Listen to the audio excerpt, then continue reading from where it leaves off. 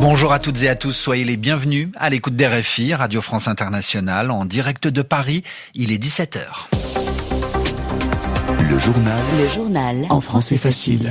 Adrien Delgrange. Ravi de vous retrouver. Nous sommes le mardi 25 novembre. Au sommaire de cette édition, l'optimisme d'Emmanuel Macron. Il y a enfin une chance de réaliser de vrais progrès vers une bonne paix, vient de déclarer le président français en ouverture d'une réunion internationale pour défendre les intérêts de l'Ukraine.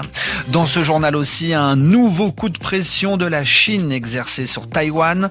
Le président chinois continue de dire que Taïwan appartient à la Chine. Réaction à Taipei, la capitale taïwanaise. 25 novembre, journée internationale pour l'élimination des violences faites aux femmes. Nous sommes dans ce journal en Turquie. Le président algérien exprime sa tristesse après l'annonce de la mort de la chanteuse et actrice algérienne Biouna. Un dernier mot de football, Ligue des Champions avec notamment ce soir Olympique de Marseille, Newcastle à vivre. Voilà pour les titres, soyez les bienvenus. Une trentaine de pays, dont la France, participent à l'heure actuelle à une réunion de travail sur l'Ukraine. L'idée est de préparer les garanties de sécurité pour l'Ukraine, garanties qui pourront être mises en œuvre après la conclusion d'un éventuel cessez-le-feu ou d'un accord de paix. Mais avant cela, il y a toujours ces négociations autour d'une proposition américaine, négociations très favorables à la Russie. Alors tous ces plans proposés, quels qu'ils soient, ont un point commun. L'Ukraine doit faire des concessions. L'Ukraine doit faire des compromis qui ne sont pas à son avantage, ce qui passe mal, très mal auprès de la population ukrainienne. Reportage à la gare d'Odessa de Théo Renaudon. À la gare d'Odessa, il y a un train qui part pour le front. Beaucoup de militaires ici ont l'impression de se faire marcher dessus quand ils jettent un œil à ces négociations. Vous êtes militaire, vous conduisez des bus pour transporter les militaires au front. Je ne suis pas d'accord pour céder des territoires. Si on le fait, la Russie nous agressera encore et encore. Il ne faut rien leur céder.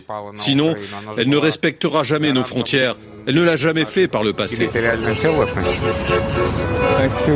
Merci. Bonjour. Nous ne pouvons pas accepter que l'on nous impose quoi que ce soit. Chaque compromis sur notre liberté serait une trahison envers ceux qui sont tombés. Pour moi, la paix est vraiment nécessaire, mais elle doit être juste et fondée sur notre souveraineté. Nous devons protéger notre pays, notre famille et préserver l'avenir de nos enfants. Est-ce que vous pensez que les Européens et les Américains s'arrangent un peu trop sur le dos de l'Ukraine? Oui, c'est exactement ça. Ils ne nous écoutent pas quand on parle. Ils ne nous entendent vraiment pas. Comme les autres hommes, Grigori monte dans ce train direction Mykolaïv à 1 heure de route du front ukrainien. Théo Renaudon, Odessa, RFI. L'actualité au Proche-Orient, un corps d'otage a été rendu il y a quelques instants à Israël grâce à la Croix-Rouge. Israël a reçu ce qu'on appelle la dépouille, le corps sans vie d'un otage qui était retenu à Gaza, fruit de cet accord conclu entre le Hamas et Israël. Venons-en à un coup de fil entre deux hommes influents de la planète, le président chinois et le président américain au téléphone. Xi Jinping a parlé de l'avenir de Taïwan à Donald Trump, un sujet très sensible. Le président chinois aurait dit à Donald Trump qu'il n'écartait pas une invasion armée pour s'emparer de Taïwan et d'ajouter le retour de Taïwan, qui appartiendrait à la Chine, est un enjeu international. Des propos qui ne passent pas à Taïwan. Correspondance à Taipei de Jules Bois.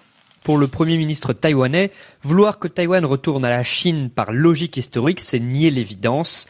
Taïwan n'est pas la Chine. La République de Chine, Taïwan, est un pays entièrement souverain et indépendant. Retourner à la Chine n'est aucunement le projet de ses 23 millions de citoyens. Avec cette formule, Xi Jinping fait référence à deux déclarations bien précises, la déclaration du Caire et surtout celle de Potsdam. 2 documents qui reconnaissent que le Japon, vaincu à la fin de la Seconde Guerre mondiale, se retire de Taïwan et restitue l'île à la Chine. Problème, c'est sans définir ce qu'est justement la Chine, partagée quelques années plus tard par la guerre civile entre la République de Chine réfugiée à Taïwan et la République populaire de Chine établie sur le continent. Pour le ministre des Affaires étrangères taïwanais, Xi Jinping instrumentalise l'histoire. Une fois de plus, la Chine a délibérément déformé notre statut souverain et les faits historiques. L'objectif principal est de tenter de contraindre Taïwan. Cependant, ni ces documents ni les résolutions des Nations Unies n'ont jamais déterminé le statut politique de Taïwan. Donald Trump, lui, n'a fait aucune mention de Taïwan après cet appel, soulignant au contraire que les relations avec la Chine étaient excellentes, laissant planer le flou sur les conséquences de ces pressions diplomatiques chinoises. Jules Bois, Taipei, RFI. 17h06 à Paris, nous sommes le 25 novembre, journée internationale pour l'élimination des violences faites aux femmes. Triste illustration en Turquie avec un visage devenu symbole, celui de Rojin Kabayış. Aujourd'hui, dans les manifestations, des photos de cette jeune étudiante sont brandies sur les pancartes. 1 an après sa mort, grâce à la mobilisation de sa famille, mais aussi des ONG féministes, l'enquête avance pour déterminer les circonstances de son décès. À Ankara, Anne Andlower. Son visage souriant, entouré d'un voile bleu, est un nouveau symbole des féminicides en Turquie. Rojin Kabayış venait d'entamer des études à l'université quand son corps a été retrouvé le 15 octobre 2024 sur les rives du lac de Van, dans l'est du pays. Ses proches n'ont jamais cru à la thèse du suicide, immédiatement privilégiée par les autorités. Privés d'accès au dossier, leurs avocats n'ont appris que récemment les conclusions de l'autopsie. Des traces ADN de 2 hommes ont été retrouvées sur le corps de Rojin. Désormais, la justice enquête sur un meurtre. Si la famille et les ONG féministes n'avaient pas frappé à toutes les portes, multiplié les manifestations depuis plus d'1 an, l'affaire aurait été classée, estime Eylül Buluç, membre de la plateforme Nous stopperons les féminicides. Quand on ne lâche rien sur un cas, on voit qu'on obtient des résultats. Mais ce n'est pas ce qui devrait se passer. Le système judiciaire devrait fonctionner de telle façon qu'aucun féminicide ne reste impuni. Si c'était le cas, on saurait depuis longtemps ce qui est arrivé à Rojin. Le gouvernement dit qu'il lutte contre les féminicides. Vraiment ? Comment ? En retirant la Turquie de la Convention d'Istanbul, le principal traité international pour protéger les femmes des violences et faire baisser le nombre de féminicides ? Ce pouvoir n'est pas crédible. Au moins 235 femmes ont été tuées en Turquie entre janvier et fin octobre. Anne Andlower, Ankara, RFI. En France, le cambriolage du Louvre, un peu plus d'1 mois après ce spectaculaire vol de bijoux qui d'ailleurs n'ont toujours pas été retrouvés. 4 nouvelles interpellations aujourd'hui, 2 hommes, 2 femmes. Ils et elles sont en garde à vue. Ils et elles sont invités à répondre aux questions des enquêteurs. Nous avons appris la mort de Biouna, l'actrice algérienne connue sous ce nom de scène de Biouna, figure du cinéma algérien. Elle a tourné plusieurs films en France. Elle est décédée aujourd'hui à Alger, à l'âge de 73 ans. On referme ce journal avec un artiste français. Il se nomme Warlax. Il a 37 ans. Cet artiste a le don de marier, d'associer la musique classique à la musique électro. Carmen Lunzmann, il vient de sortir son dernier album. Il a commencé le piano à 3 ans, s'est mis à composer à 12 et dirige aujourd'hui son propre orchestre. Avec plus de 500 millions de streams, Kevin Rodriguez alias Warlax a transformé son héritage classique en une signature unique. Ce féru des machines ne se contente pas de mixer, il réinvente.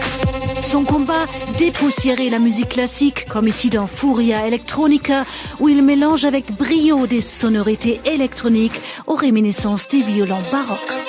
La musique classique n'est pas kitsch, n'est pas passée. Elle peut aussi être brutale, entraînante, au contraire des clichés qu'on entend souvent, comme quoi, ah oui, dès que j'ai envie de me relaxer, j'écoute de la musique classique. Autour de lui, une vingtaine de musiciens d'orchestre et 7 artistes venus du rap, du lyrique, de la pop et même du coréen, avec la jeune star Haeyoon. En tout, 11 titres éclectiques d'un artiste aussi engagé pour la planète, où l'on passe de la beauté au chaos, de l'ombre à la lumière, en un clin d'œil.